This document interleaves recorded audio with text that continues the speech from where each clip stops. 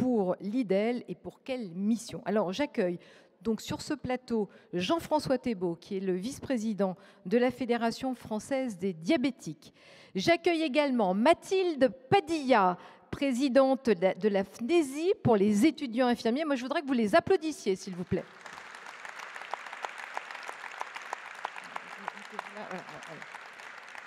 Et puis, nous avons un quatrième participant qui, pour des raisons assez particulières, n'a pas pu être présent parmi nous. Il s'agit du professeur Guy Valencien, ancien chef du département d'urologie à l'Institut mutualiste Montsouris et qui est fondateur de CHAM, qui est en quelque sorte le Davos de la santé. Vous avez entendu parler du forum de Davos qui vient de débuter, et Guy Valencien est l'initiateur d'un tel forum qui concerne le secteur de la santé. Donc Guy Valencien, vous êtes à l'antenne. Bienvenue à vous et bonjour. Bonjour.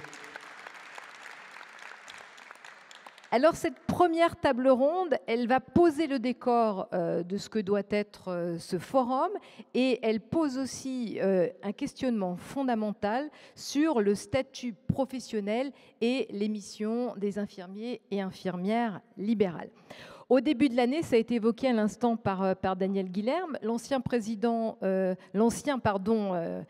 ministre de la Santé, il se rêvait président, mais il n'est resté que ministre, Olivier Véran, avait appelé les médecins à ouvrir leur chakra. Je ne sais pas si vous vous souvenez de ces déclarations, d'une manière de prévenir l'excès de corporatisme de certains pour lancer les travaux des compétences infirmières.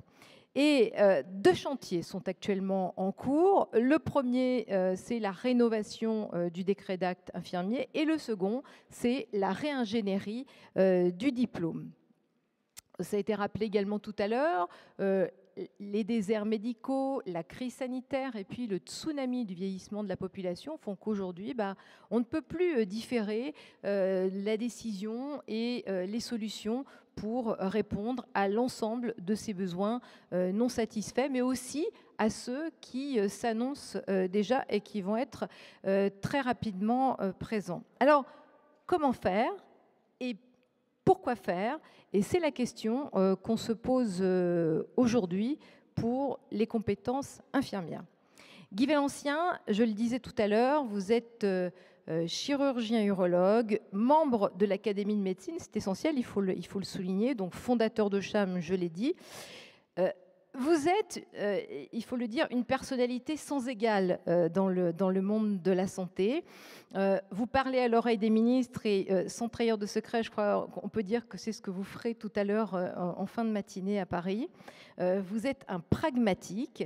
Vos idées fusent, elles décoiffent parfois, y compris dans les rangs des médecins. Vous êtes un des premiers, sinon vraiment le premier parmi les médecins à avoir reconnu les compétences infirmières et à encourager la délégation ou le partage de tâches. Vous êtes l'auteur de nombreux ouvrages, dont un qui a été assez prophétique, mais il visait l'arrivée du numérique. Cet ouvrage prophétique, c'était La médecine sans médecin, mais malheureusement, la médecine sans médecin, aujourd'hui, c'est la crise démographique qui frappe cette profession et qui pose différentes difficultés assez aiguës sur l'accès aux soins et sur les délais d'accès aux soins. Alors, Guy Valencien, je vais vous donner la parole. Aujourd'hui, vous, au regard de votre expérience, au regard des échanges que vous avez et au regard de ce que traverse notre pays, des défis qui sont face à nous, comment envisagez-vous l'évolution de la profession infirmière, qui d'ailleurs est l'évolution tout court de notre système de santé à la française? Merci de me donner la parole. Je suis désolé de ne pas être en présentiel, mais on va y arriver quand même grâce à la vidéo.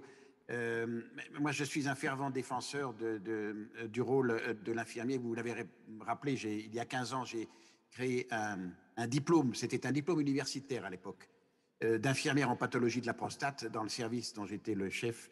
Et ces infirmières avaient le droit de faire tout l'interrogatoire du malade en premier.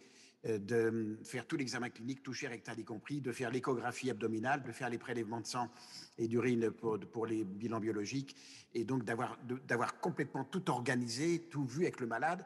Et ensuite, le médecin, enfin, l'urologue le voyait. Et puis nous alternions après cela, après cette première consultation, nous alternions entre l'infirmière en pathologie prostatique et le médecin et l'urologue, les consultations. Les infirmières pouvaient represcrire des médicaments. Enfin, on avait poussé les choses assez loin.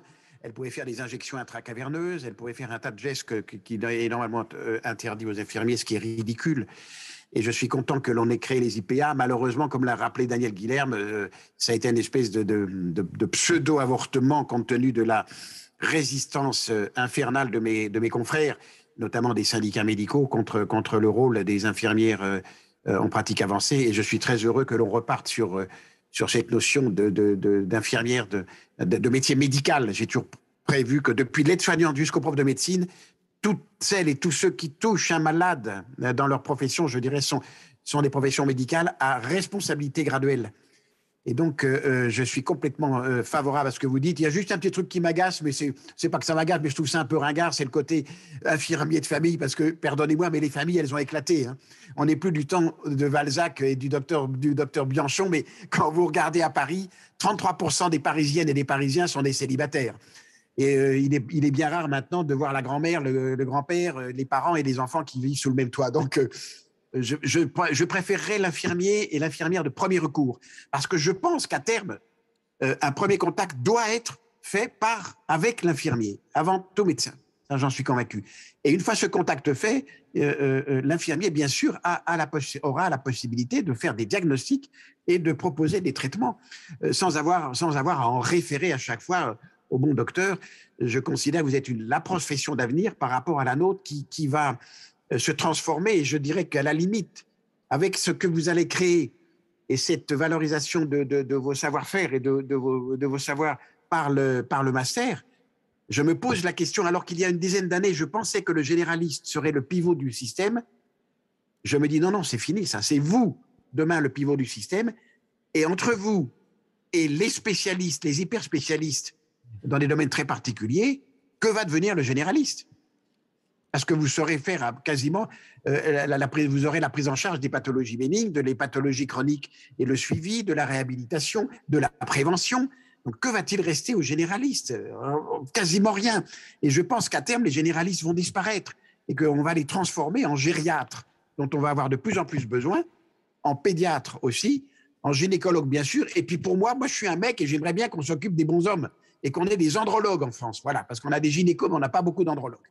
Et donc, je suis convaincu qu'avec cela, on va transformer complètement le paysage, et vous êtes la force vive, la force d'avenir, à la fois par vos capacités intellectuelles et physiques de faire, cette incroyable qualité que vous avez d'être dans la médecine globale, dans le One Health, puisque vous voyez les malades chez eux. Les spécialistes ne voient plus un malade chez lui, ils les voient dans leur bureau. Vous connaissez le patient le matin, à midi, à 16h et le soir, parfois, jusqu'à 4 fois par jour, pour passer le voir à des moments différents. Donc, vous êtes celles et ceux qui vraiment avaient la prise en charge la plus globale, et c'est ce qu'on souhaite. Et je vais m'arrêter là parce que je ne veux pas emboliser la séance. Voilà. Merci beaucoup, Guy Valentia, mais restez avec nous, on va revenir vers vous. Je reste.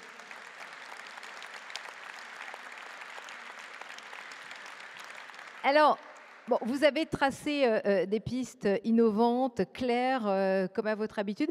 Moi, je vais tout de suite donner la parole à Jean-François Thébault pour les patients. Jean-François Thébault, je vais rappeler qui vous êtes, parce que si Guy Valentia est une personnalité unique et singulière dans le système de santé, vous êtes aussi une personnalité très particulière, puisque aujourd'hui, vous êtes vice-président de la Fédération française des diabétiques, et c'est à ce titre que vous allez vous exprimer que vous êtes là aujourd'hui. Mais vous avez été conseiller scientifique au HCAM, médecin cardiologue, vous êtes désormais retraité. Vous avez été membre du collège de la HAS, présidente de la NDPC, que vous connaissez toutes et tous.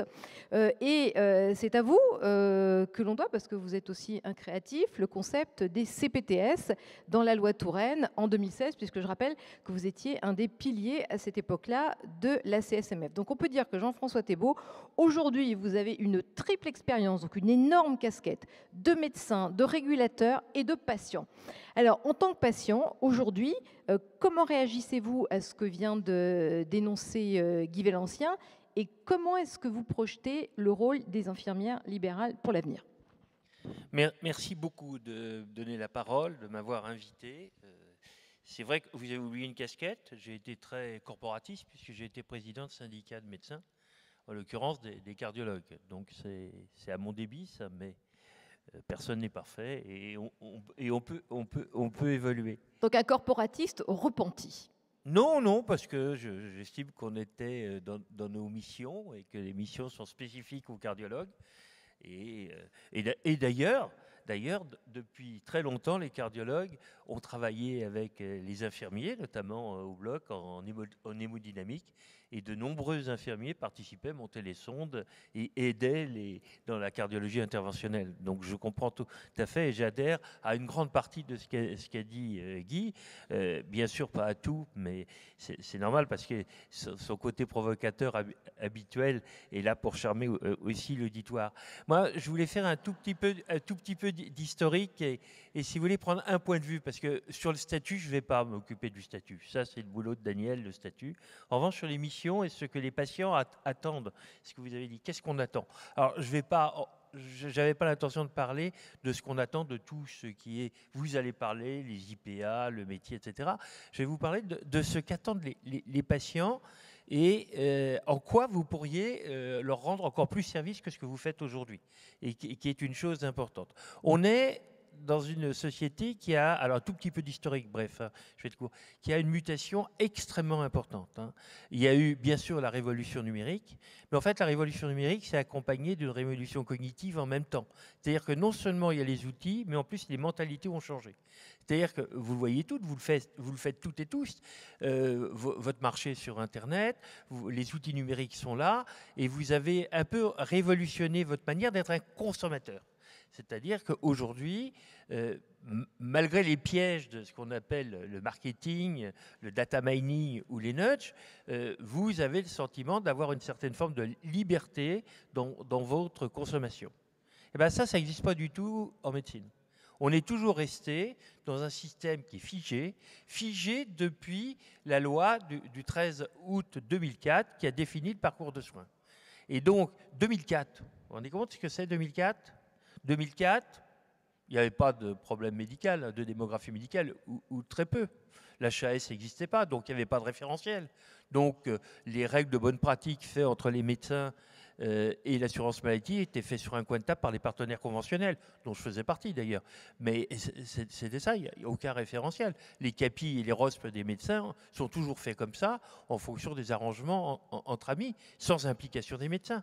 Certes, il y avait eu la loi du 4 mars 2002 qui avait donné des droits aux patients, notamment d'avoir son dossier médical. Excusez-moi du peu, c'est quand même le minimum qu'un patient puisse avoir son dossier médical. Mais sinon, c'était pas tellement rentré dans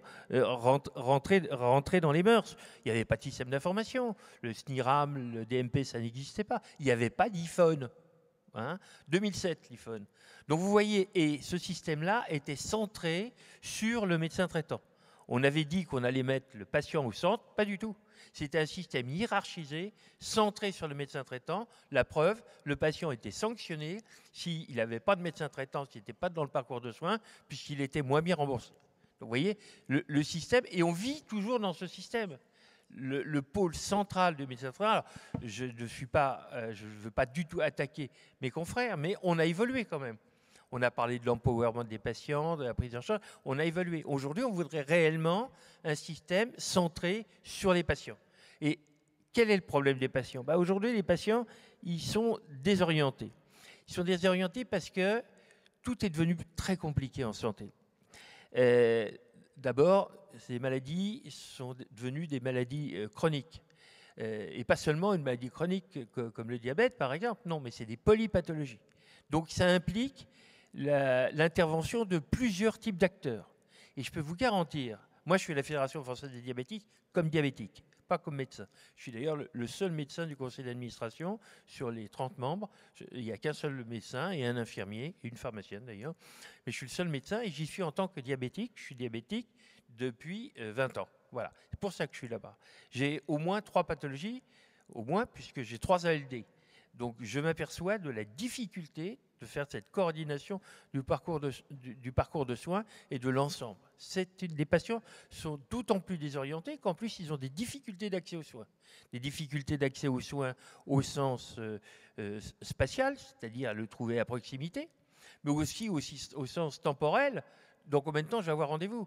Avoir un rendez-vous chez un cardiologue dans le Nord, ça est 6 mois, 8 mois. Vous voyez, l'ophtalmo, n'en parlons pas. Et puis, aussi, un accès aux soins financiers, avec les dépassements d'honoraires qui sont pratiqués. J'habite Paris, je peux vous dire que tout le monde est secteur 2 dans Paris, y compris les sages-femmes et les kinés. J'ai beau leur dire, mais ça n'existe pas. Si, moi je suis secteur 2. Et c'est un fait. Donc, ces patients ont besoin d'avoir un guide, quelqu'un qui coordonne réellement leur dossier. Alors, idéalement, au nom de l'autonomie des patients, il vaudrait que ce soit le patient lui-même qui soit son propre guide et qui soit capacité. Je peux vous dire que ce n'est pas possible. Moi, j'en fais l'expérience moi-même.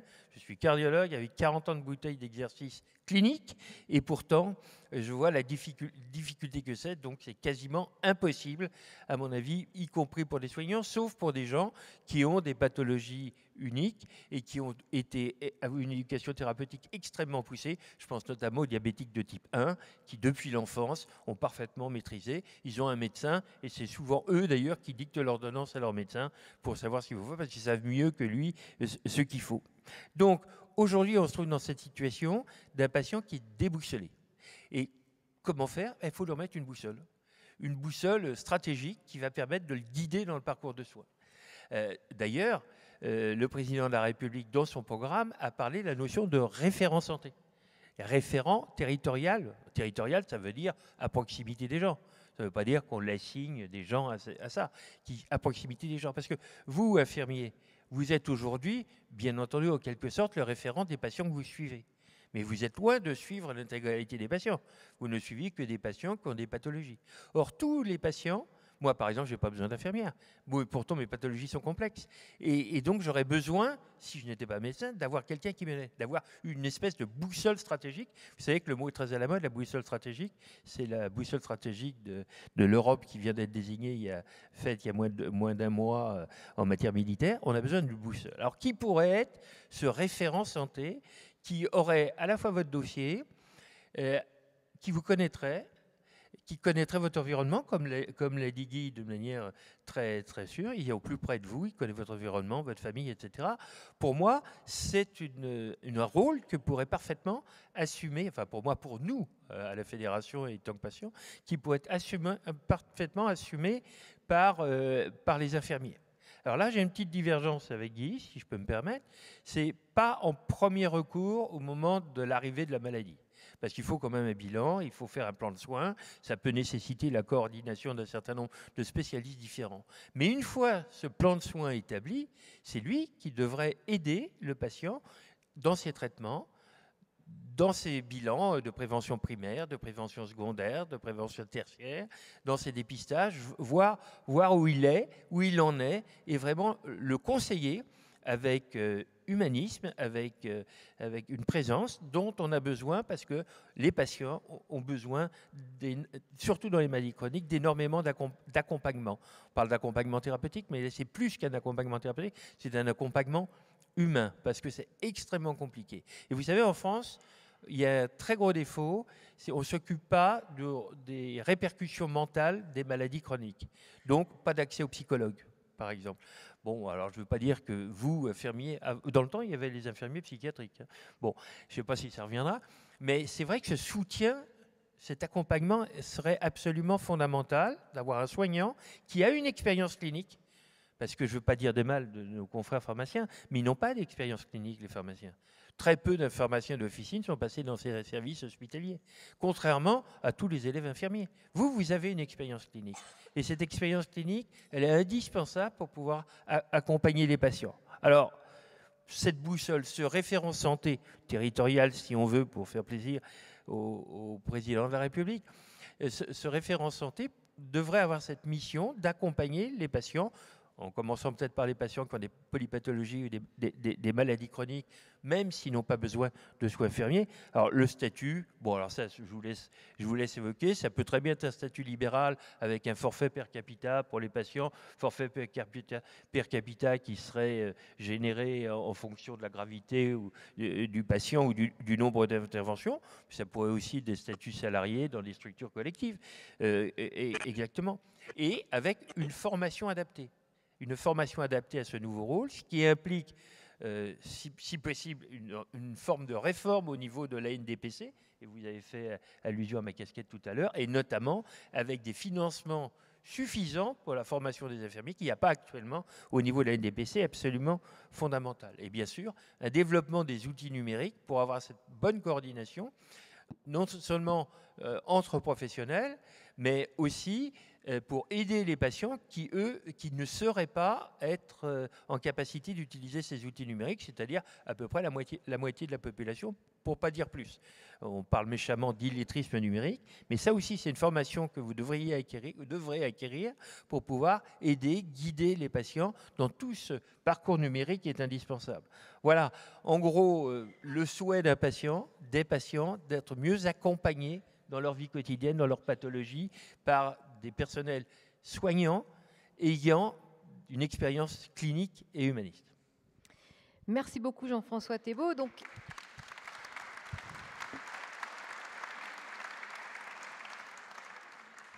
ce que l'on entend à la fois de notre géotrouve-tout du système de santé Guy Valençien, mais aussi des patients, c'est qu'il faut que ça bouge, il faut que ça change, et il faut modifier le rôle des infirmiers de manière à restaurer la présence humaine et aller vers davantage d'efficacité. Et là, je me tourne vers celle qui incarne l'avenir de la profession. C'est Mathilde Padilla. Depuis le mois de septembre, elle est présidente de la FNESI. Alors c'est très intéressant de rappeler ce qu'est la FNESI. C'est la Fédération nationale en sciences infirmières. Et ça, c'est un élément qui en dit long et qui positionne aussi la profession et les études infirmières. Mathilde Padilla, vous avez entendu ce qui a été dit précédemment par Guy Valençien, puis par Jean-François Thébault. Aujourd'hui, vous, de votre position de future infirmière, et on espère de future infirmière libérale, comment est-ce que vous voyez bouger les choses, et est-ce que au sein de votre formation, que vous êtes en train de suivre, est-ce que déjà vous sentez que ça bouge ? Oui, bonjour à toutes et à tous. Merci beaucoup à la FNI pour l'invitation et de pouvoir donner la parole aux étudiants. Et du coup, effectivement, pour la partie sur les sciences infirmières, donc nous, la FNESI, à la base, on ne s'appelait pas comme ça. Hein. On s'appelait la Fédération nationale des étudiants en soins infirmiers. Mais on a eu beaucoup de réflexions, pour le coup, autour de l'image qu'on a de notre métier et de la valorisation aujourd'hui qu'on en donne. Et aujourd'hui, on avait envie d'aller plus loin et on avait envie d'avoir une réelle considération pour ce qu'on fait, et on avait envie de parler de science. Parce que le terme science, il englobe beaucoup plus de choses, il est beaucoup plus large, et en fait il englobe l'entièreté des compétences que peut avoir un infirmier ou une infirmière. Et quand on parle de science, on peut aujourd'hui aussi parler de recherche, parler de tout ce qui se fait au-dessus des océans, notamment le Canada étant notre grand exemple au niveau de la recherche. Les sciences infirmières au Canada s'est développé de manière exponentielle depuis bien plus de 10 ans, et aujourd'hui on a beaucoup de retard là-dessus. Et, il y a beaucoup de désertification médicale là-bas aussi, il y a peu de médecins et des territoires vastes. Tout à fait. Et du coup, c'est pour ça qu'aujourd'hui, on trouvait ça important de s'appeler sciences infirmières, parce qu'on avait envie de montrer aussi cette volonté de revalorisation du métier par les jeunes. Aujourd'hui, les étudiants ont envie d'aller plus loin et aussi envie de se poser beaucoup plus de questions. On voit ça avec l'arrivée des nouvelles possibilités pour les étudiants. Aujourd'hui, on a un grade licence, donc la possibilité d'aller aussi faire des masters. Notre rêve aujourd'hui, c'est de voir arriver les doctorats en sciences infirmières et de pouvoir permettre aux infirmiers et aux infirmières de faire des thèses, d'aller plus loin. Aujourd'hui, les docteurs en sciences infirmières se comptent sur les doigts d'une main. en France. On a notamment l'université d'Aix-Marseille qui est relativement précurseur sur le sujet avec la première école de sciences infirmières qu'on a pu voir arriver en France. Donc aujourd'hui, au niveau du cas de la formation, on a de vrais enjeux et ce que rappelait Monsieur le Président durant son discours, c'est qu'il va falloir prendre le coche tout de suite et un peu rentrer dans la brèche pour pouvoir un peu casser les codes. Et ce que rappelaient les différents intervenants, c'est qu'aujourd'hui, il y a urgence de revaloriser notre formation. Au niveau de la vie des étudiants vis-à-vis du libéral, c'est que c'est un milieu très apprécié, c'est un milieu qui est aussi très secret. Pour le coup, parce qu'on en parle très peu en fait en IFSI. C'est vrai qu'on n'en entend pas beaucoup parler. On en aborde rapidement au niveau de la 3e année et d'ailleurs on n'y a accès qu'à partir de cette année-là. Donc nous en tout cas déjà ce qu'on aimerait en tant qu'étudiants, c'est entendre beaucoup plus parler du secteur libéral parce que c'est un lieu qui met en lumière toutes les compétences des infirmières au final. Parce qu'avec les diagnostics infirmiers aussi on a une image du relationnel qui est beaucoup plus poussée au niveau avec les patients. On a aussi le travail partagé qui est quelque chose au niveau libéral qui est indispensable. Aujourd'hui, on aimerait pouvoir vraiment en parler beaucoup plus, être beaucoup plus formé sur ces thématiques, notamment par rapport aux unités d'enseignement qu'on a en IFSI. On parle des services hospitaliers, etc. Mais le milieu libéral, c'est vraiment l'association qu'on a, c'est que c'est quelque chose de très secret. On aimerait pouvoir aujourd'hui en connaître davantage, savoir plus comment se comporter en secteur libéral, parce qu'au final, c'est vraiment les besoins qu'aujourd'hui ont les étudiants, c'est que c'est un secteur où on est très autonome et c'est quelque chose qui aujourd'hui est vraiment demandé par les étudiants. Vous aimeriez avoir des stages en libéral par oui, exemple? bien sûr. Pour le coup, c'est quelque chose qui est très demandé par les étudiants. C'est quelque chose qui a la cote chez nous, notamment au niveau du stage pré-professionnel. Donc le stage juste avant d'être diplômé, c'est à peu près le seul stage où on a vraiment accès au secteur libéral. Et je sais que moi, sur ma promotion, donc moi j'ai une promotion de 89 étudiants, on est 40 à partir en libéral. Donc c'est quand même qu'il y a la moitié de ma promo qui est extrêmement intéressé par le sujet parce que c'est un milieu où on a vraiment toutes nos compétences qui sont mises en lumière, où on peut vraiment avoir un regard global et exercer en fait de la manière la plus complète possible. Aujourd'hui, en plus, les jeunes, ils quittent les hôpitaux. L'hôpital public a plus du tout la cote. Pour le coup, pour des raisons que je pense que vous connaissez toutes et tous et que j'ai pas besoin aujourd'hui de développer, mais déjà parce que c'est leur lieu de formation et qu'ils ont envie un peu de voir autre chose aussi. Et aussi, les conditions de travail, malheureusement, qui sont aujourd'hui très difficiles au niveau de l'hôpital public. Et du coup, c'est pour ça qu'aujourd'hui, les étudiants ont aussi envie d'avoir plus accès. Ils ont envie de découvrir ça plus tôt, parce qu'au final, le libéral, c'est un vrai lieu de formation pour les étudiants, où on a l'occasion de voir beaucoup de choses et d'avoir aujourd'hui un panel large de nos compétences. Du coup, je pense qu'il faut faire aujourd'hui un vrai travail, et ça, c'est un appel des étudiants sur les stages en libéral et sur la valorisation du statut de tuteur et tutrice. Aujourd'hui, vous, en tant que professionnel, on part du principe qu'avec les 10 heures de formation que vous avez eues à l'IFSI, vous êtes tuteur et tutrice de stage. Nous, à la FNESI, on a notamment l'occasion de travailler beaucoup sur cette thématique-là. Donc, la réingénierie du diplôme aussi peut être une belle occasion. Du coup, on a nous, la volonté de créer un vrai statut de tuteur de stage, et notamment comment on travaille dessus avec du coup le milieu libéral, c'est qu'on fait des travaux avec les URPS locaux. Donc on a notamment pu faire un travail avec l'URPS Pays de la Loire, du coup il y a quelques années, où en fait on lance localement des groupes de travail sur l'encadrement des étudiants en stage libéral, donc où on va faire du coup, la FNESI va faire une enquête du coup locale, régionale, sur les besoins des infirmiers et des infirmières libéraux, sur aujourd'hui quels sont leurs besoins d'encadrement, comment encadrer au mieux un étudiant, quel type de formation ils auraient besoin. Et on travaille conjointement avec les URPS locaux et les syndicats aussi locaux représentatifs des libéraux pour avoir vraiment un travail sur l'accueil en stage où on met en place plein de belles initiatives, comme par exemple ce qu'on a pu mettre en place, c'était des livrets d'accueil type pour les étudiants, du coup, pour les infirmiers libéraux, vraiment centralisés sur le libéral, parce qu'en fait, on a aujourd'hui quand même des belles spécificités en libéral qu'il faut aujourd'hui mettre en lumière. Et c'est comme ça qu'on construisait aujourd'hui des lieux d'accueil en stage beaucoup plus sûrs, que ce soit pour le professionnel ou pour l'étudiant. On sait qu'aujourd'hui, quand vous êtes seul à encadrer un étudiant, ça peut être pas évident. Donc vraiment poser ses limites et voir plus plus loin pour encadrer l'étudiant. Le secteur libéral, de toute façon, est un secteur d'avenir. Aujourd'hui, on a une augmentation des quotas en IFSI demandée par le gouvernement qui est significative. Donc, on a gagné 6600 places en IFSI depuis le début du Ségur de la santé. Donc, des étudiants, il va y en avoir de beaucoup plus. Et aussi, du coup, il va y avoir aussi un remaniement au niveau des lieux de stage qui va être extrêmement important, et le libéral va forcément voir son nombre d'étudiants augmenter aussi. Donc on parle du libéral, mais on parle aussi des HAD, on parle aussi des associations qui reçoivent des étudiants. Donc on a vraiment un travail à faire là-dessus, et parce que les jeunes veulent y aller. C'est un secteur qui plaît énormément pour le coup aux jeunes. Les jeunes ont envie de s'installer, mais comme je dis, c'est qu'en fait on n'a pas aujourd'hui assez d'éléments pour voir vraiment ce qu'est le travail d'une infirmière libérale. Donc vraiment beaucoup plus parler d'installation, beaucoup plus parler de tout ce que ça implique en tant qu'infirmière libérale, parce qu'en fait, vous êtes vraiment des couteaux suisses. Vous savez tout faire. Moi, j'ai l'impression, à chaque fois que quand je suis partie en stage, j'étais vachement impressionnée pour le coup, qu'avec des fois un drap, on arrive à faire des miracles.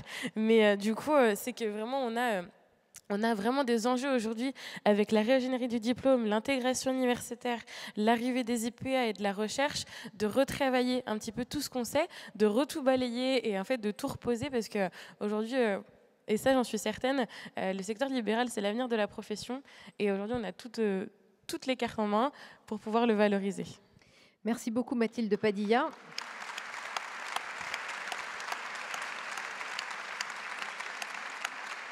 Alors, moi, j'ai une petite question complémentaire. Vous avez compris à travers la boussole tout à l'heure de Jean-François, la boussole stratégique de Jean-François Thébault, le rôle amplifié de l'infirmière comme porte d'accès finalement aux soins et à la santé de Guy Valencien. Tout ça, le corollaire de tout ça, c'est beaucoup de responsabilités. Aujourd'hui, ces responsabilités, est-ce que votre formation vous y prépare ? Alors, on n'est jamais préparé, je pense, assez au niveau de notre formation. Aujourd'hui, on a vraiment... comme je disais, on ne nous en parle pas assez, en fait, de tout ce que ça implique d'être infirmier ou infirmière libérale. C'est pour ça que des fois, ça fait un peu peur, en fait, d'aller s'installer. On ne peut pas s'installer tout de suite, de toute façon, en tant que jeune diplômé, mais c'est un métier c'est un lieu d'exercice qui est très secret. Et pour le coup, je pense que c'est important aujourd'hui, effectivement, de revaloriser généralement notre diplôme, de revaloriser notre statut. Aujourd'hui, on a des compétences, que ce soit cliniques, diagnostiques, etc., qui sont énormes. Les infirmiers et les infirmières, c'est généralement le dernier rempart. Ça, c'est quelque chose qu'on nous enseigne beaucoup en IFSI. C'est qu'on est le dernier rempart. Mais justement, en étant ce fameux dernier rempart, est-ce qu'on ne mériterait pas, en fait, juste d'être valorisé pour ceci, d'être... aussi encourager à vraiment aller plus loin dans nos réflexions. Je sais qu'on propose beaucoup de formations, etc., mais c'est vraiment important d'avoir une vraie revalorisation de notre métier pour ces fameuses responsabilités qu'on nous donne. Aujourd'hui, on est les personnes qui voient les patients les plus souvent, qui ont vraiment un regard global, entier sur les prises en charge. Donc, effectivement, non, on n'est pas préparé assez à ces responsabilités, et c'est pour ça qu'il y a un besoin urgent de revalorisation. Mais je pense que l'infirmier et l'infirmière, en tant qu'élément central, doit aujourd'hui être valorisé de manière urgente, entière. Et voilà, j'aurais pas d'autre chose à dire parce que je pense que c'est le mot de la fin. Mais non, on va revenir vers vous. Mais du coup, le métier d'infirmière est très beau et il a besoin aujourd'hui de valorisation. Merci beaucoup Mathilde Padilla.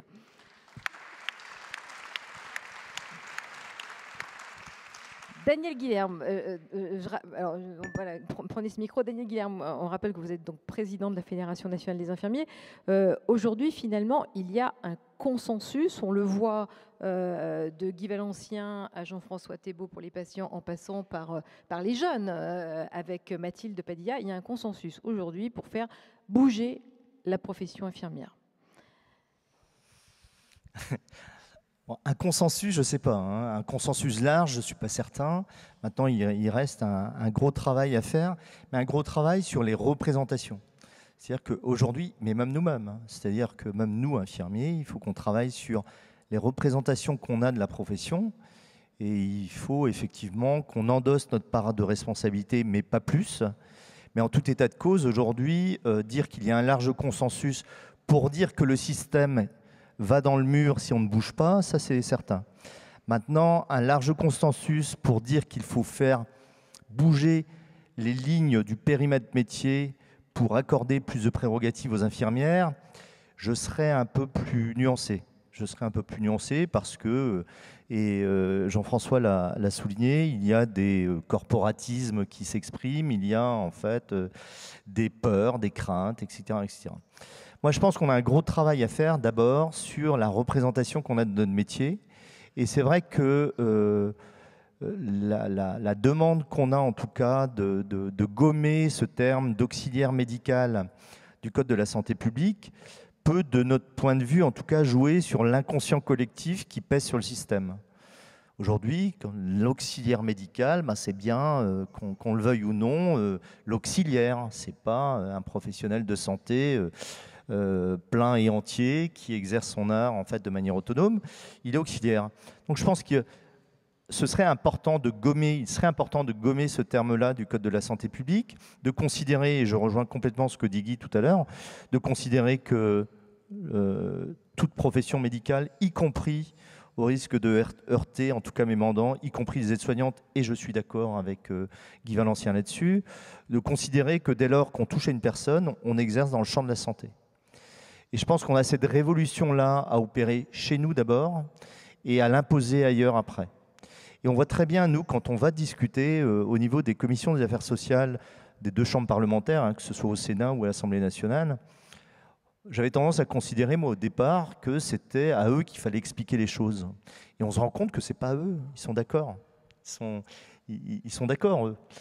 C'est la technostructure qui a plus de mal, parce que la technostructure est calée sur des représentations qui datent d'il y a 30 ans, 40 ans. Ils n'ont pas opéré leur mutation, et on est toujours, en fait, dans ce dogme, en tout cas, qui est posé au niveau des services, qui consiste à dire que si le médecin est content, tout le système est content. Ce qui est bon pour le médecin est bon pour tout le monde. Et ça, tant qu'on n'aura pas réussi à leur faire comprendre que ce n'est pas tout à fait vrai, qu'il y a des nuances, ça va être compliqué. Donc, premier point, et que le patient, au final, soit content, bien sûr, et que le patient soit content. Mais on va reprendre, en fait, si on veut, les définitions de la loi de janvier 2016, qui place non pas le patient au centre des débats, mais le médecin. La définition de l'ESP dans la loi de 2016, c'est ça. C'est le pivot de la coordination, c'est le médecin. Tout le monde se coordonne, non pas autour du patient, mais autour du médecin. Donc, allez chercher l'erreur. On a un travail sur les représentations à faire. Et après, bien sûr, il ne faut pas qu'on ait une vision étriquée de la réingénierie de notre diplôme et la révision de notre décret d'acte. Je pense qu'il faut qu'on ait une vision qui soit un petit peu en focus arrière et qui envisage en fait la problématique sur 3 axes. Le premier axe, c'est le recrutement. Qui on recrute et pourquoi on recrute telle personne et pas une autre. Le deuxième axe, bien sûr, c'est la réingénierie, c'est-à-dire la formation initiale. Mais le troisième axe, c'est aussi le maintien en emploi. Parce qu'on peut former 50 000, 60 000 infirmiers, comme nous l'a promis le président de la République, à l'aune du nouveau quinquennat et avec pour objectif 2027. Si on ne maintient pas ces infirmières en emploi, ça ne sert à rien. Former des gens pour qu'ils aillent travailler dans un autre secteur, ça ne sert aujourd'hui à rien. Donc, recrutement, formation initiale, maintien en emploi, tout ça va de pair. Et on a une vraie réflexion à faire là-dessus, parce que penser aujourd'hui, dans notre secteur, que la dynamique d'installation est bonne, 5% d'augmentation par an, 6 000 infirmières qui s'installent en libéral tous les ans, nous on est tranquille, on est peinard, le système de ville va bien. Non, parce que si on ne résout pas les problèmes en amont, on aura des problèmes en aval. Donc il faut absolument qu'on ait une réflexion qui soit une réflexion transversale. Et la difficulté qu'on a aujourd'hui, c'est d'expliquer ça aux technos qui ont tendance à avoir un raisonnement en tuyau d'orgue, alors qu'ils nous disent, à nous en tout cas, d'avoir des raisonnements décloisonnés. Donc voilà, ça c'est le premier défi. Ensuite, dans le cadre de la formation initiale, nous, notre position, elle est très claire. Il ne faut pas dégrader dans le contexte cette formation, c'est-à-dire surtout pas raccourcir. On voit déjà qu'on a du retard par rapport aux autres pays européens en termes de durée d'études, mais bien sûr la rallonger. Et la rallonger, ce rallongement en tout cas, doit, de notre point de vue en tout cas, être calé sur les défis de santé publique qui sont en face de nous. on a 2 défis à relever. Vieillissement de la population, explosion des maladies chroniques. Il faut absolument qu'on cale nos formations sur les défis qu'on a à relever. Moi, ça ne m'intéresse pas d'apprendre à l'école comment remplir une petite cuillère de poudre de lait pour savoir si elle est bien arasée avec le dos de la fourchette. Parce que c'est ça qu'on nous apprend, en tout cas qu'on nous apprenait, nous, à l'époque. Enfin, on a d'autres défis à relever. Et donc, il y a vraiment... C'est toujours le cas. Hein, c'est toujours le cas, oui. Et il y a vraiment une révolution à avoir dans ce cadre-là sur les formateurs en IFSI. Parce qu'aujourd'hui, l'école des cadres qui forme les formateurs, qui vont former les infirmières de demain, enfin, il faut raser tout ça. Hein. Alors, je suis un peu peut-être... Avec le dos de la fourchette. Voilà, avec le dos de la fourchette, mais il faut revoir la formation des formateurs, parce que si vous avez des formateurs qui sont déconnectés des réalités en fait, du terrain, bah, vous aurez des infirmières qui ne seront pas forcément connectées au terrain. Donc, avoir une réflexion simplement sur le contenu de la formation, ça ne suffira pas. Un exemple, aujourd'hui, il y a l'étude qui est sortie au niveau du CEFIEC, vous avez 13%, me semble-t-il, des infirmières, élèves infirmières et infirmiers qui abandonnent au bout de 2 mois d'études. Ça veut bien dire qu'il y a un problème de recrutement. Ça veut bien dire qu'à un moment donné, il se passe quelque chose et il faut savoir ce qui se passe. Donc, de mon point de vue, moi, recrutement, formation des formateurs, formation initiale et maintien en emploi, bien sûr, mais ça, on ne va pas faire le débat ici. D'ailleurs, la valorisation en fait, de l'activité à l'hôpital avec un nécessaire rattrapage par rapport aux différents pays de l'OCDE, c'est aujourd'hui indispensable. Alors, on a parlé tout à l'heure de 2 chantiers qui avaient été lancés par Olivier Véran en début d'année, donc la réingénierie et le décret de compétences. Où est-ce qu'on en est de ces 2 chantiers, Daniel Guilherme? Et où est-ce qu'on va? Ils sont ouverts. C'est-à-dire que Olivier Véran est intervenu à un colloque de l'ordre en début d'année en disant qu'avant son départ, il réouvrirait le chantier. Alors, j'ai discuté avec Delphine hier et effectivement, Delphine nous dit qu'elle a eu des contacts, en tout cas avec la DGOS et avec certains bureaux concernés. Pour ce qui nous concerne, nous, on n'a pas aujourd'hui, en tout cas, de chantier ou en tout cas de réunion ouverte. Ceci dit, nous sommes aujourd'hui en fait auditionnés par l'IGAS. Et j'ai été auditionné par l'IGAS, moi, en fin de semaine dernière, sur justement en fait cette problématique de réingénierie. Bon, de mon point de vue, on est en train de perdre un peu de temps parce qu'en France, en fait, quand on veut différer une décision, ce qu'on fait, c'est généralement on commande un rapport. Donc, à l'IGAS, à la Cour des comptes, etc. Donc on fait tourner les inspecteurs de l'IGAS qui produisent leur rapport, le rapport est promulgué, tout ça permet de gagner du temps. Moi, à mon avis, il y a une urgence extrême aujourd'hui parce qu'on n'est pas devant le mur, on est dans le mur. On est dans le mur et on voit très bien, vu le temps qu'il faut pour former un médecin, si on ne réagit pas vite au niveau du levier que peuvent constituer les infirmières aujourd'hui, on va se manger le mur pleine poire.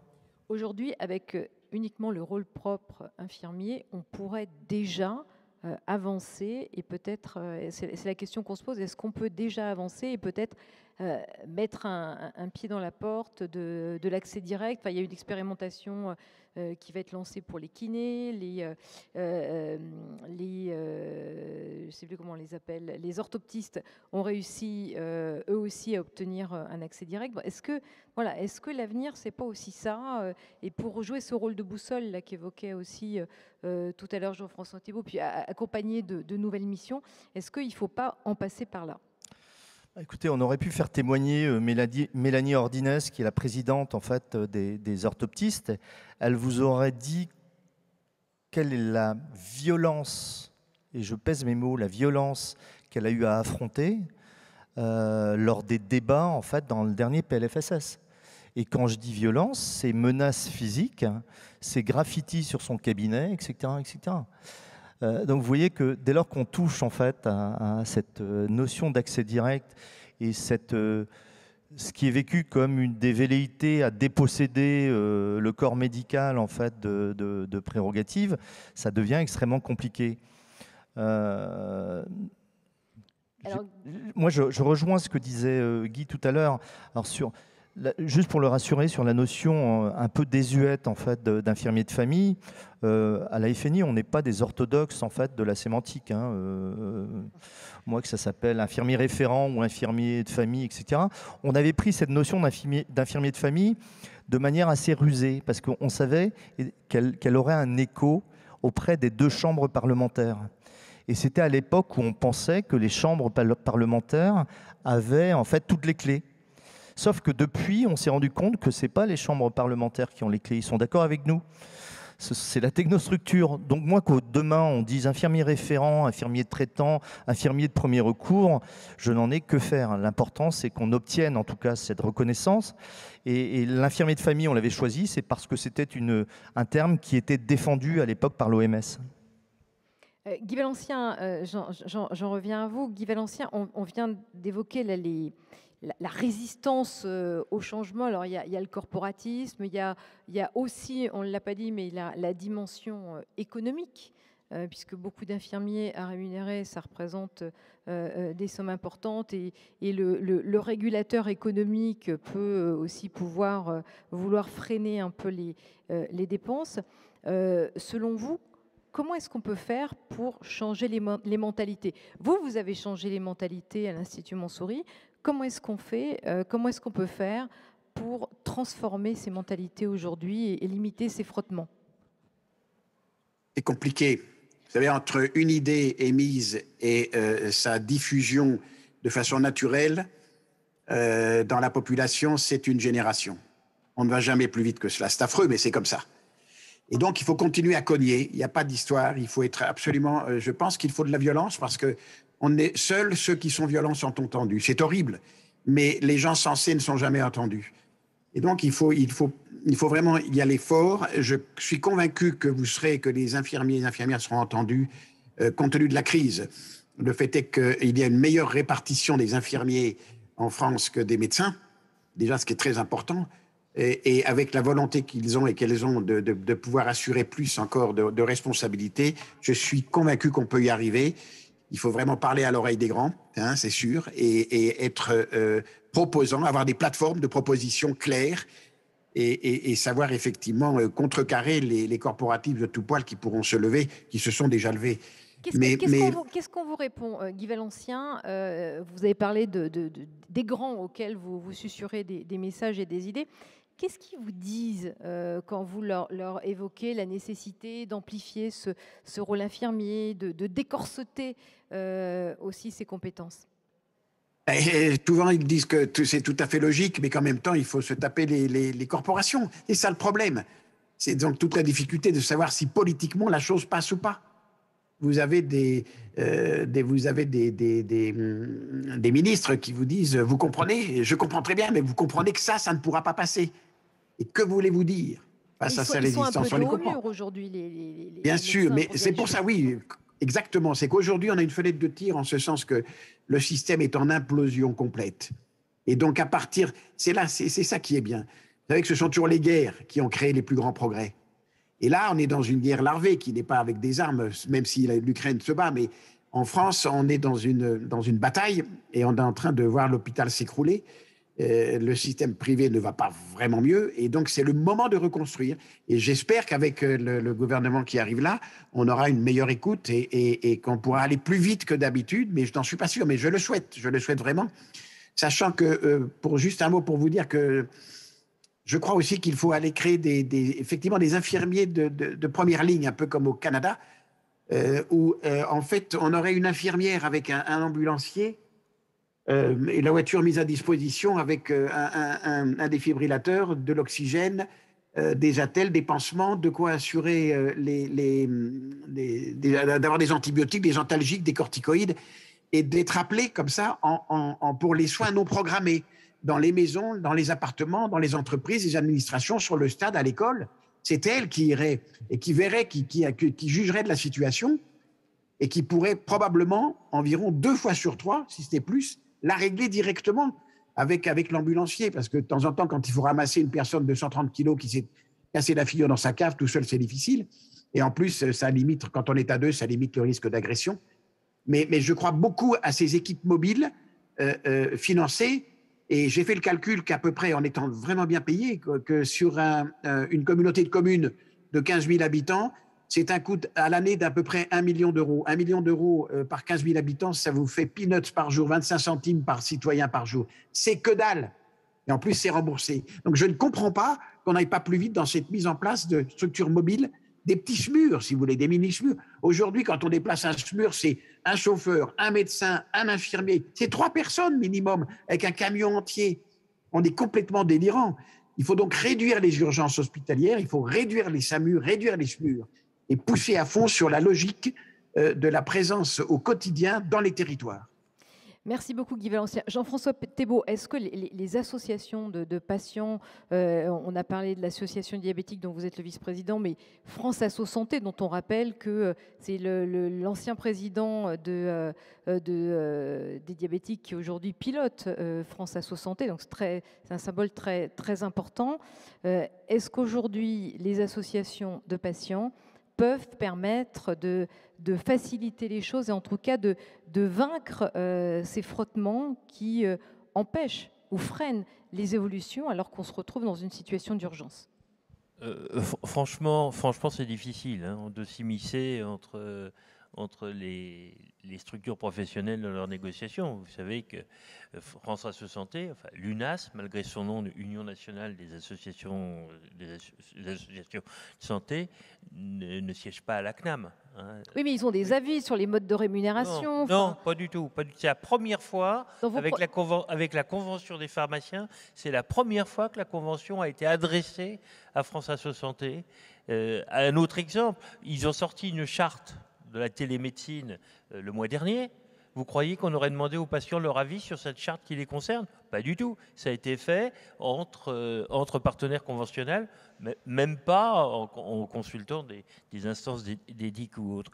Non, en revanche, ce qu'on peut faire, c'est en travaillant avec les professionnels, avec les structures professionnelles, et au niveau du diabétique, j'ai découvert que c'était exemplaire, parce qu'il y a une alliance entre l'ensemble de la représentation des professionnels, c'est-à-dire la société savante, le syndicat, les différentes structures et la fédération, qui fait qu'on peut avoir ponctuellement des actions extrêmement fructueuses auprès des ministres, auprès du régulateur, quand on vient avec une position commune. Mais ce que je voulais dire, c'est que, en revenant sur le débat tout à l'heure, la violence, elle est parfois partagée. Regardez la violence des psychologues, par exemple, contre le remboursement et la prise en charge. C'est très violent leur attitude. Donc on réexplique, voilà.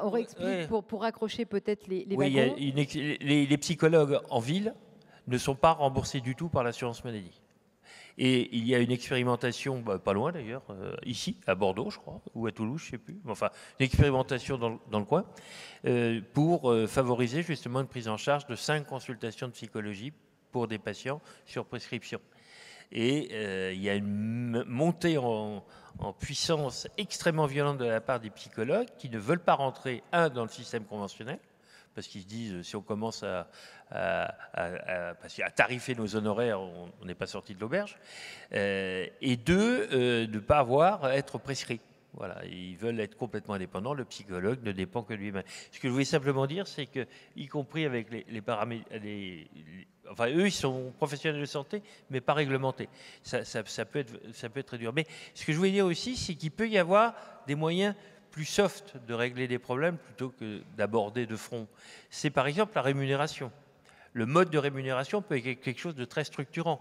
Quand on peut trouver un moyen de donner à une équipe des forfaits, ou etc., sur lesquels on travaille, à condition de trouver une possibilité d'avoir des clés de répartition entre les professionnels qui travaillent entre eux. Et d'une manière assez paradoxale, du coup, l'intervention au niveau de la rémunération peut être structurante. On travaille beaucoup là-dessus sur les associations d'usagers, notamment de patients qui ont des maladies chroniques, parce que c'est vrai que la rémunération à l'acte pour un certain nombre de prises en charge ne nous paraît pas très adaptée, hein, franchement. Et on aimerait qu'il y ait des rémunérations forfaitaires qui permettent, dans le coup, que l'équipe s'élargisse et de prendre en charge des choses qui aujourd'hui ne sont pas remboursées. Par exemple, pour le diabétique, l'insuffisance cardiaque ou l'obésité, la diététique et la psychologie, par exemple. Hein. Ce n'est pas remboursé du tout. Il faut aller à l'hôpital pour pouvoir être pris en charge. Vous voyez, et donc, c'est un axe sur lequel on travaille. Le problème sur lequel on bute, c'est qu'aujourd'hui, à part les CISA, mais c'est uniquement pour les soins primaires, à part les CISA, or, dans le cas présent, on a besoin aussi de spécialités, et à part les CISA, il n'y a pas de modèle qui permette de répartir les honoraires au sein de ces structures. Ça, par exemple, pour nous, usagers, ce serait quelque chose de très important de trouver un mode qui permette une rémunération d'une équipe globale, charge à l'équipe après de répartir entre elles, et ça permet aux gens de structurer leur exercice entre eux aussi. Merci Jean-François Thibault. Daniel Guilherme, le mode de rémunération, est-ce que c'est aussi pour vous une manière de transformer les missions et de transformer le statut de l'infirmière?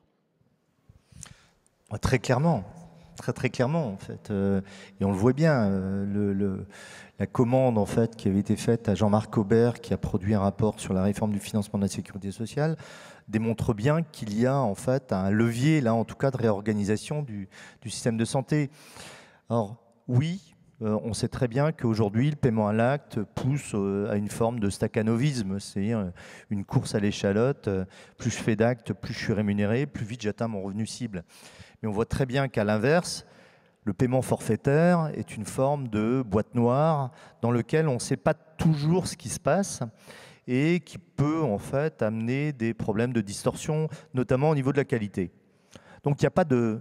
Et là, je rejoindrai en fait ce qui a été dit tout à l'heure. Il n'y a pas de système idéal. Par contre, il y a en fait des curseurs à placer et des ciblages à opérer. Il y a des activités qui peuvent être prises en charge au forfait. Je pense chez nous, par exemple, à la prévention, à l'éducation thérapeutique. On peut très bien imaginer en fait une rémunération au forfait dans le cadre en fait de cette activité de prévention. Et à contrario, il vaut mieux avoir des actes quelque part, parce que quand on compare, nous, l'activité payée au forfait à l'activité payée à l'acte, on l'a fait. Enfin, ce n'est pas nous qui l'avons fait, ce sont des organismes d'assurance maladie qui l'ont fait. C'était notamment la MSA, sur la prise en charge des personnes âgées de plus de 75 ans, à groupe iso-ressources moyen pondéré égal, c'est-à-dire à GIR moyen pondéré égal en termes de prise en charge. La prise en charge infirmière libérale est 1,5 fois moins chère, à qualité égale. Donc on voit que bon, le tout forfait, c'est pas bien.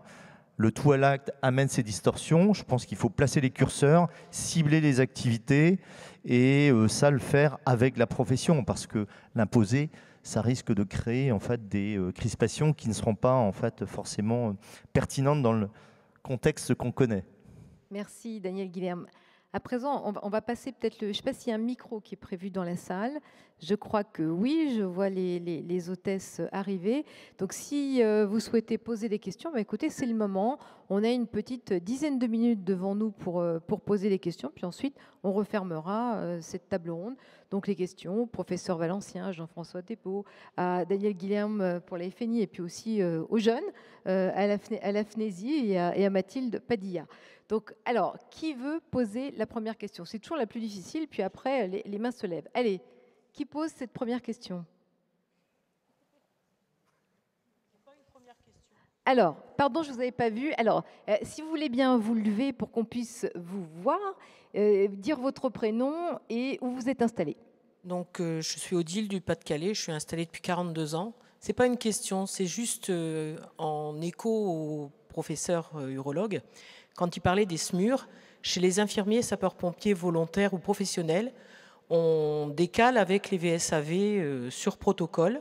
Donc on est protocolé par notre médecin-chef avec des formations et plusieurs reformations au cours des années suivantes sur protocole. Donc on agit sur différents types, l'arrêt, l'hypo, la crise d'asthme, la douleur. Et on peut aussi agir sur prescription du médecin régulateur. Et je pense que là-dessus, les pompiers ont été visionnaires parce que dans des zones rurales comme chez nous, où est-ce qu'on est à entre 20 minutes à 40 minutes d'un SMUR, je pense que le maillage qui a été fait par des infirmiers, qu'ils soient hospitaliers, libéraux, était important. Et je pense qu'on pourrait peut-être s'en inspirer pour faire des maillages aussi avec nos médecins de ville ou nos spécialistes de ville pour pouvoir mailler correctement les différents secteurs ruraux ou non ruraux.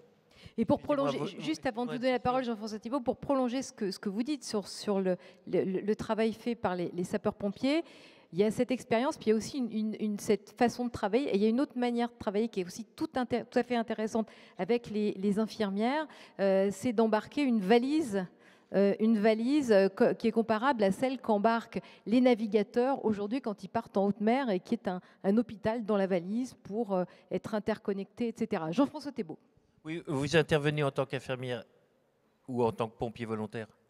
Alors, moi, je suis infirmière libérale. Ouais. Maintenant, je ne suis plus... Mais dans le camion, vous êtes pompier volontaire? Pompier volontaire. Voilà, d'accord. Merci. Voilà, avec une formation... Oui, non, parce que ce que vous faites est exemplaire et ça avait été refusé dans le cadre des articles 51 au niveau de l'HAS, où j'occupais des fonctions à l'époque et ça avait fait... Les pompiers peuvent le faire, mais le SAMU ne pouvait pas le faire avec une autre organisation. Oui, ça fait une polémique à l'époque avec Tout à fait. le SAMU parce que Exactement. On avait l'impression qu'on leur volait leur travail alors qu'on leur avançait leur travail. Et on était surtout là, le patient, au centre du monde et non pas le médecin ou le SAMU ou l'infirmier. C'est le patient qui était le centre du monde. Et je pense que on a oublié. Merci beaucoup. Daniel Guerre. Oui, juste pour réagir à ce que vient de dire Odile, je rejoins complètement ce qui a été dit. Aujourd'hui, nous, en tout cas, on a un principe de base à la fédération, c'est qu'on défend un principe qu'on appelle le principe de subsidiarité. C'est-à-dire qu'on arrête de créer des trucs, des machins, qui complexifient le système, qui rend le système illisible. Aujourd'hui, ce qu'on dit, c'est qu'il y a ce qu'il faut, il faut l'organiser, mieux le coordonner. Et on voit très bien, j'ai failli tomber de ma chaise quand j'ai entendu Olivier Véran nous dire qu'il allait créer le métier de préventologue. Vous allez avoir les patients qui ne trouvent pas de médecin traitant, qui vont aller voir le préventologue. Mais on marche sur la tête. On se demande s'il a fumé quand il sort ce genre de choses. Donc arrêtons de créer ce millefeuille de structures, de prérogatives, etc. Regardons ce que nous avons à l'échelle des territoires et organisons-le, point barre. Allez, merci beaucoup. Une autre question, remarque, intervention. Vous, monsieur? Oui, bonjour, Dominique Curat, je suis président de la FNI de la Dordogne. Ma question est, je suis infirmier libéral, bien sûr, dans le sud Dordogne, dans une zone complètement isolée. Voilà. Donc, ma question, magnifique. Qui est splendide, mais il y en a marre. Hein. Donc ma question s'adresse à Mathilde Padilla. Je suis en train de me poser la question suivante. Il se trouve qu'en l'occurrence, sur le CHU de Nîmes, à l'époque, j'ai fait partie des jurys de sélection pour les IFSI. Je trouve que le mode de sélection se dégrade grandement puisqu'on a des étudiants infirmiers qui arrivent sur le terrain et qui malheureusement, c'est terrible à dire, mais ça ne va pas faire une intramusculaire en troisième année.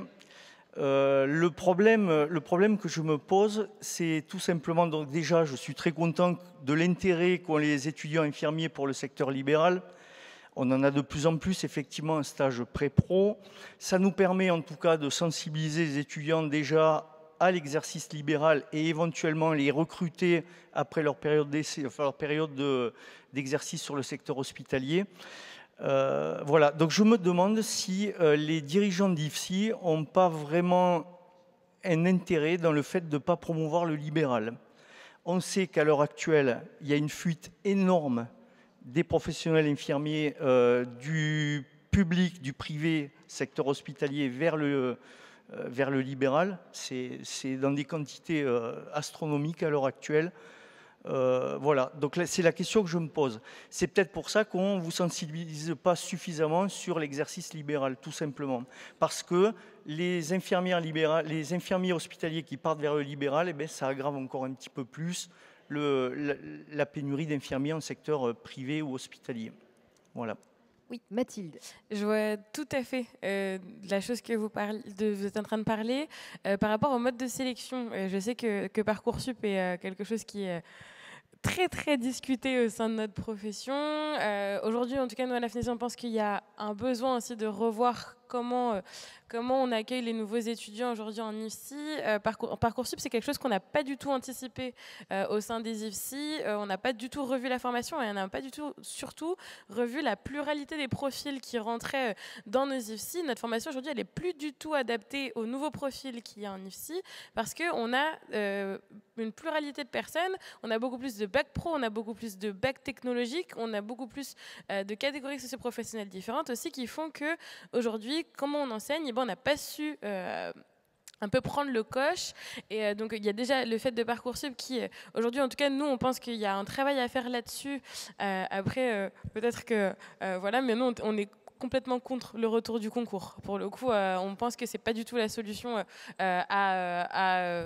pour répondre un peu aux problématiques. On pense qu'il faut revoir l'entièreté de la formation et pas uniquement le mode de sélection. Il faut revoir aujourd'hui comment on enseigne en IFSI, qu'est-ce qu'on enseigne en IFSI pour augmenter le niveau des étudiants qui rentrent, pour le coup, revoir l'entièreté des choses.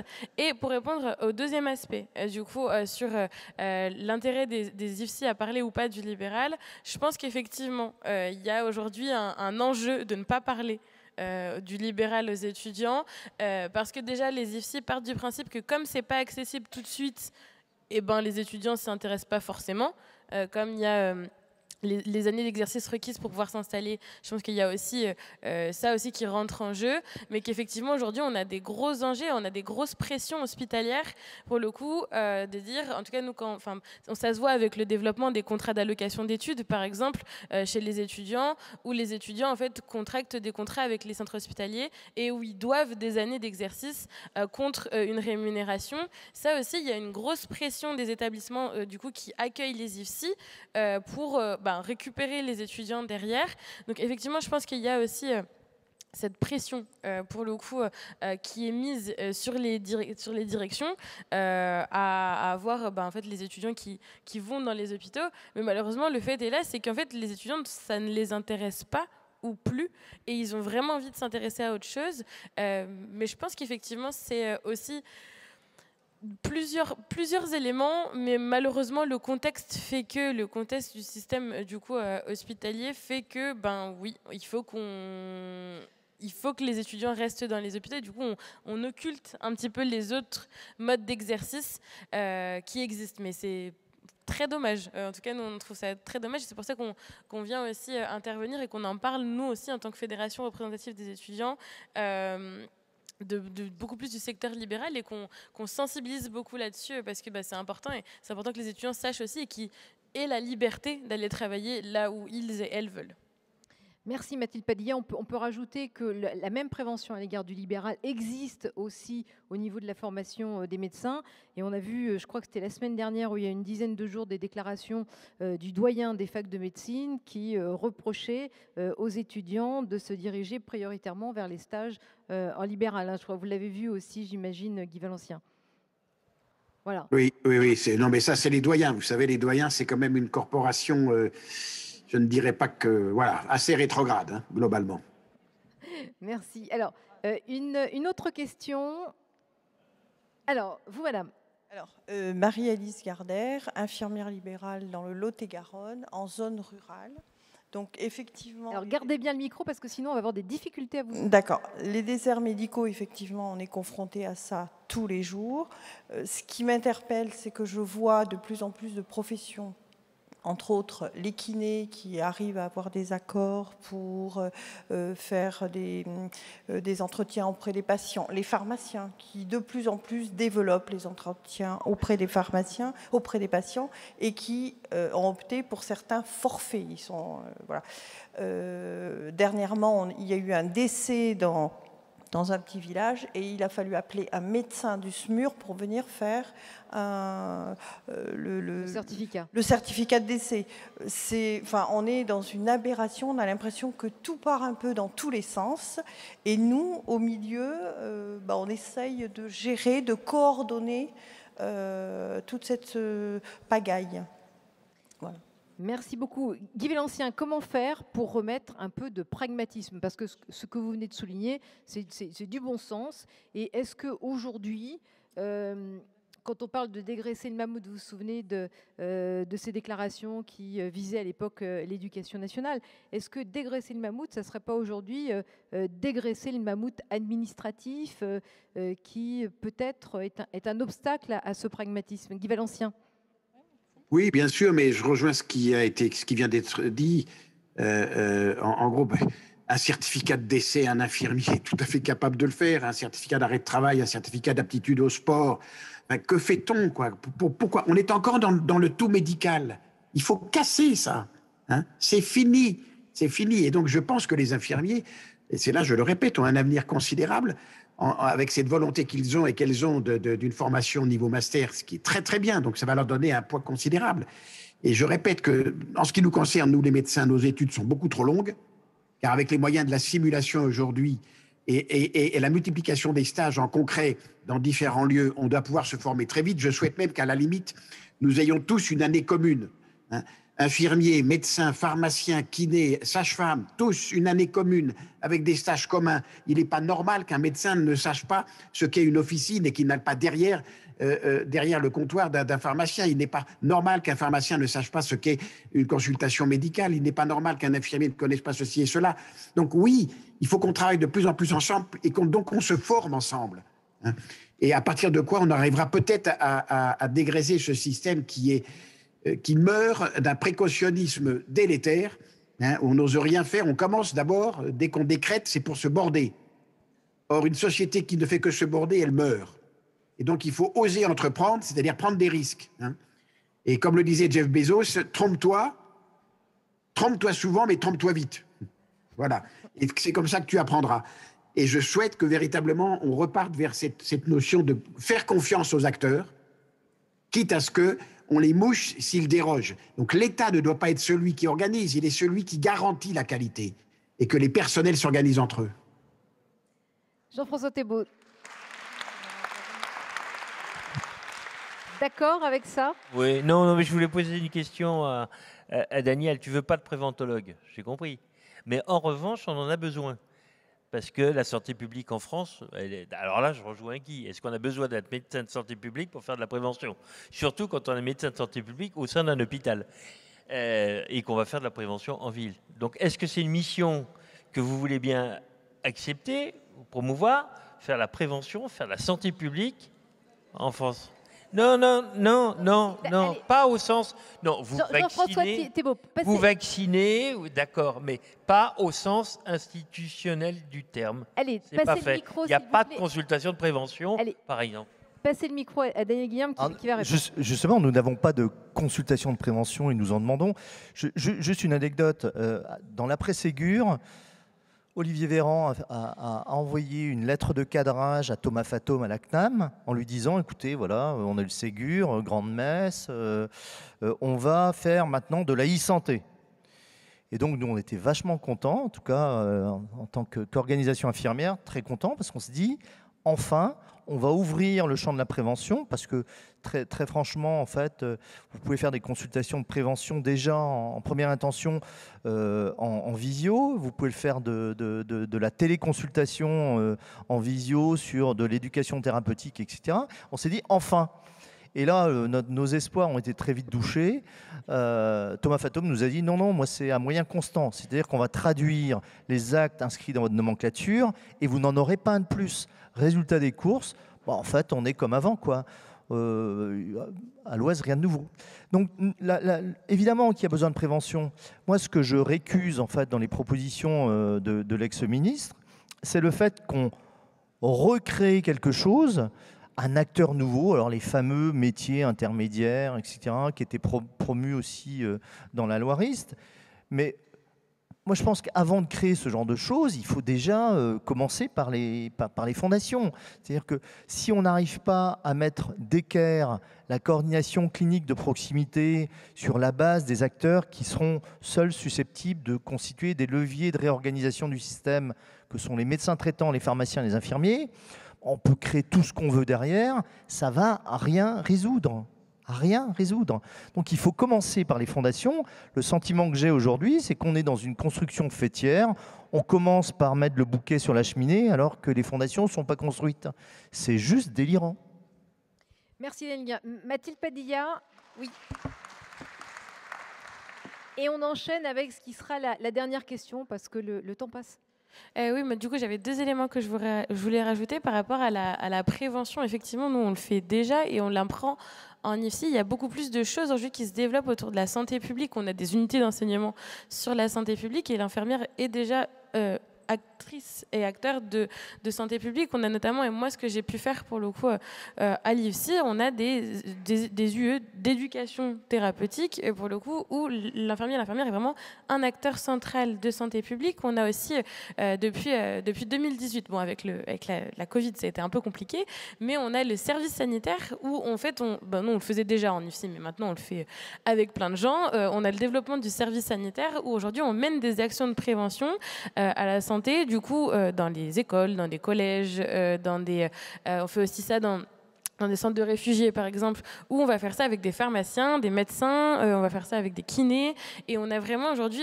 je pense qu'il faut rappeler aussi que l'infirmier et l'infirmière fait déjà de la prévention. C'est son corps, c'est des compétences qu'on a déjà. Donc en IFSI, on a 10 compétences pour le coup à valider quand on valide notre diplôme. Et on a une compétence qui s'appelle prévention et promotion de la santé. Donc pour le coup, c'est vraiment une part de notre métier qui est aujourd'hui vue en IFSI, il faut développer, parce qu'aujourd'hui, on ne voit pas assez encore... moi, le fait que j'ai eu tout un parcours sur l'éducation thérapeutique, c'est quand même assez inédit. Mais voilà. Et du coup, deuxième élément, ce qui fait le lien avec ce que disait Guy Valencien, c'est par rapport à la mutualisation des enseignements. Effectivement, ce qui a été réfléchi et discuté par le gouvernement, c'est que les IFSI, qu'on puisse accéder en IFSI via la PASS. Donc qu'on devienne en fait une des autres filières de la PASS et qu'en fait, effectivement, on ait cette année commune toutes et tous, qui est aujourd'hui discutable. Donc les nouvelles méthodes pour rentrer en médecine, du coup, qui sont PASS-LAS pour le coup. Et l'idée, c'est qu'en fait, effectivement, on ait beaucoup plus d'enseignements mutualisés, donc on ait beaucoup plus d'unités communes, donc qui seraient soit via la PASS, donc faire la même première année d'accès au secteur de santé, donc que les étudiants en kiné, pharma, etc. Ou alors créer carrément une LAS, donc une licence d'accès santé en sciences infirmières. Donc l'idée, c'est qu'en fait, on n'a pas foncièrement de position là-dessus, mais c'est quelque chose que je vous expose pour que vous le sachiez. L'idée, c'est que les IFSI deviennent du coup des majeures infirmières et des mineurs santé, où les étudiants auraient la possibilité de rentrer en médecine soit en L2, soit en L3, et inversement, pour les PASS pourraient rentrer directement en L2 d'infirmier, après du coup soit une colle, soit une réussite à la PASS. Donc ça, c'est les choses qui sont vues en ce moment sur les perspectives d'évolution de notre profession, et aussi dire qu'effectivement, on demande beaucoup plus de mutualisation des enseignements, qu'il faut arrêter les choses tubulaires où on ne connaît pas, et au final, c'est ce qu'on a vu aussi avec l'arrivée des IPA, qui a fait peur à absolument tout le monde, où je me souviens du titre d'un médecin du magazine Le Généraliste qui s'appelait « Le médecin généraliste est mort, vive les IPA ». Donc moi j'étais, déjà ça montre quand même la couleur, et aujourd'hui il y a un vrai besoin pour le coup de se connaître les uns les autres, et si on connaît les compétences, on aura moins peur de travailler ensemble et on aura moins peur de ces évolutions qu'on voit et qui aujourd'hui, où tout le monde fait bloc, mais c'est parce qu'en fait on ne se connaît pas au final. Merci beaucoup. Alors, une dernière question. Alors, puisque nous nous acheminons vers la fin de cette table ronde. Donc c'est à vous qu'il revient la dernière question. Je vous en prie. Ça va pas être une. Nadine Moudard, je suis présidente de l'Indre-et-Loire et je voulais reparler avec Monsieur Valencien. Moi, je suis confrontée à un problème avec les catécus pubiens qui se développent énormément. Et les urologues disent aux patients, mais vous n'avez pas besoin de revenir tous les mois. L'infirmière peut le faire.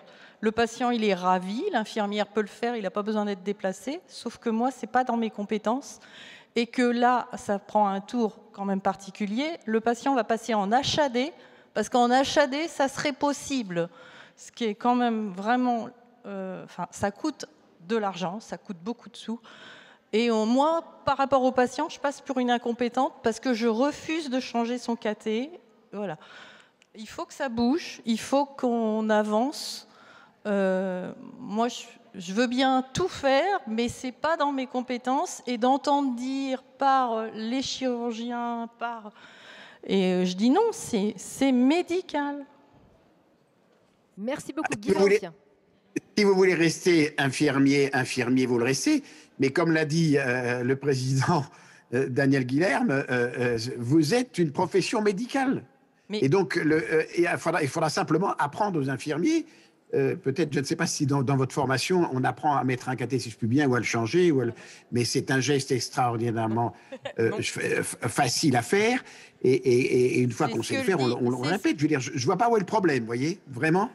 C'est ce que me dit l'urologue au téléphone. Il me dit c'est plus simple que de changer une sonde vésicale chez un homme. Sauf que... Oui, bien sûr. Vous faites des gestes plus compliqués que ça. Donc je pense que c'est parce que peut-être simplement avez-vous peur ne l'ayant pas fait, ce qui est normal. Mais si on vous le montrait bien... Mais c'est hors nomenclature. C'est pas dans mon diplôme. Alors, changez mon diplôme. C'est ce qu'on va changer. C'est ce qu'on veut changer avec Daniel Guilherme. Ce qu'il faut changer, effectivement, c'est le périmètre du décret d'acte. Et voilà. Là, on va travailler effectivement sur ce périmètre du décret d'acte. Mais au-delà de ça, il ne suffira pas dans le secteur de ville, en tout cas, d'avoir ces actes inscrits dans notre décret d'acte. Il faudra encore qu'ils soient valorisés. Parce que vous n'allez pas aller faire du cathétérisme suspubien à domicile gratuitement. Gratuit.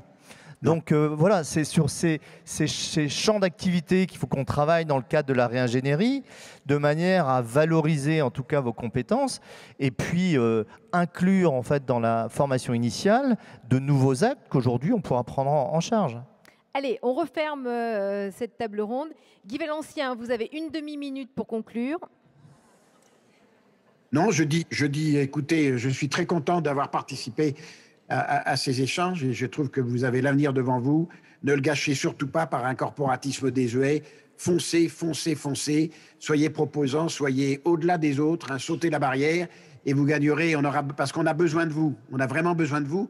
Et je pense que dans ce schéma-là, on va se reposer la question. C'est un article que j'ai écrit il n'y a pas longtemps dans Les Échos. Qu'est-ce que va être le médecin au XXIe siècle ? Et je pense que le généraliste, je le répète, vous allez lui prendre en partie sa place, et qu'entre vous et les spécialistes, ce n'est pas le généraliste qui va coordonner. Faut-il 10 ans d'études pour coordonner des soins? C'est totalement absurde. Ça peut être fait par une infirmière qui veut évoluer dans sa carrière et qui coordonne les autres, pourquoi pas? Et donc je me dis que les généralistes vont devenir des spécialistes gériatres, pédiatres, gynéco et andrologues. Merci Guy Valencien.